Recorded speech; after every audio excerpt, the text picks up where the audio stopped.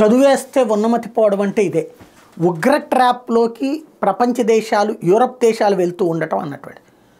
ఇక్కడ ఇజ్రాయెల్ పాలస్తీనా మీద దాడిని సాధారణ పౌరుల మీద దాడి అని భ్రమ కల్పించే ప్రయత్నం చేస్తున్నది ఎవరు?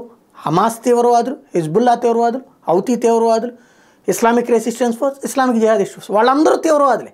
వాళ్ళలో ఒక్కడు కూడా లోకానికి మంచి పని చేయడు. వాళ్ళందరూ తీవ్రవాదులు.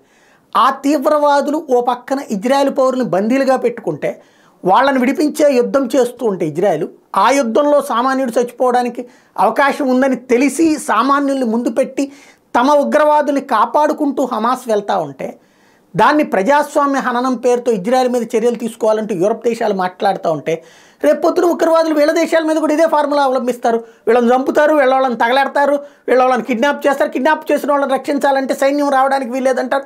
కావాలంటే నలుగురు ముస్లింలు ముందు పెడతారు. ఇది ఎక్కడ దుర్మార్గమైనటువంటి పోకడా? దానికి వీళ్ళు ఏమాత్రం బుర్ర లేకుండా సపోర్ట్ చేస్తూ ఇజ్రాయెల్కి వ్యతిరేకంగా ఇప్పుడు తాజాగా యూరప్ దేశాలకు సంబంధించి మరొక 3 దేశాలు జట్టు కట్టినవి.